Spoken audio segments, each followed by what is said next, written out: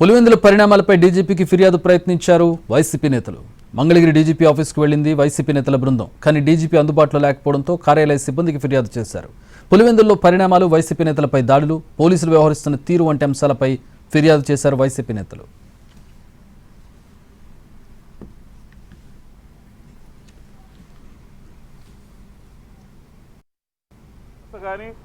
ఎన్నికల సంఘానికి సంబంధించినటువంటి వ్యవస్థను కానీ అంతా కూడా పూర్తిగా నిర్వీర్యం చేసి, పూర్తిగా చేతిలోకి తీసుకుని పోలీసులతో సమక్షంలోనే దాడులు చేయించి భయభ్రాంతులకు గురి చేసి ఎన్నికల వ్యవస్థని మేనేజ్ చేసి అక్కడ ఉన్నటువంటి పోలింగ్ స్టేషన్లు ప్రజలకు దూరంగా మార్చి రౌడీజం చేసి దౌర్జన్యం చేసి గెలవాలని చెప్పిన ప్రయత్నం ఖచ్చితంగా మనకు కనపడతా ఉంది.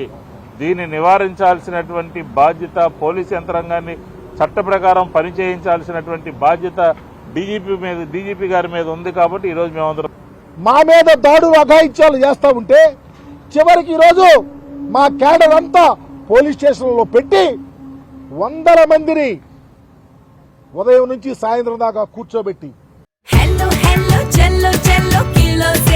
సౌత్ ఇండియా షాపింగ్ మాల్ లో శ్రావణ మాసం భారీ డిస్కౌంట్స్ తో సరికొత్తగా blockbuster number 1 kilo sale. శ్రావణ మాసం వరలక్ష్మి వ్రతానికి మరియు పెళ్లిళ్లకు కావాల్సిన అన్ని రకాల వస్త్రాలు, కంచి పట్టు చీరలపై కేజీ కొనండి, కేజీ ఉచితంగా పొందండి. South India shopping mall. ఎన్నికల ప్రాసెస్ లోకి వెళ్ళనీయకుండా, ప్రజలను కలవనీయకుండా, మా పార్టీ యొక్క ఆవశ్యకత చెప్పనీయకుండా తెలుగుదేశం పార్టీని ఏ విధంగా గెలిపించాలని ఒక కుట్ర ఈ రాష్ట్రంలో జరుగుతూ ఉంది. ఇకనైనా ఇప్పటికైనా ఈరోజు డీజీపీ గారిని కలవటానికి వచ్చాం.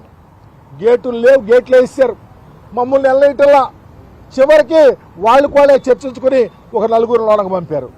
ఎవరికి ఇవ్వాలి, ఎవరికి ఇవ్వాలి? మా యొక్క గోడు ఎవరికి వినిపించాలి? ఎల్లి బల్లలకి వినిపించాం. ఒక ఎమ్మెల్సీగా, ఒక చట్టసభల్లో ఉన్న వ్యక్తిగా నేను మా పార్టీకి సంబంధించి క్యాంపెయినింగ్ పోయి అక్కడ ముగించుకొని బయలుదేరే సమయంలో సుమారుగా ఒక 100 నుంచి 150 మంది వచ్చి మమ్మల్ని చంపే ప్రయత్నం చేశారు. మా కారు పైన పెట్రోల్ పోసి తగలబెట్టే ప్రయత్నం చేశారు. ఆ దేవుని దయ వల్ల నేను అక్కడి నుంచి తప్పించుకొని పారిపోయే పరిస్థితి మీకు అందరికీ తెలిసింది. ఈరోజు ఎలక్షన్ జరిగే టైంలో బూతులన్నీ మార్చేసి 2 నుంచి 4 కిలోమీటర్ల దూరంలో బూతులు పెట్టి ప్రజలు ఓట్లు వేయడానికి పోయేటప్పుడు బెదిరించో, భయపెట్టో, వాళ్ళు రిగ్గింగ్ చేసుకోవాలి.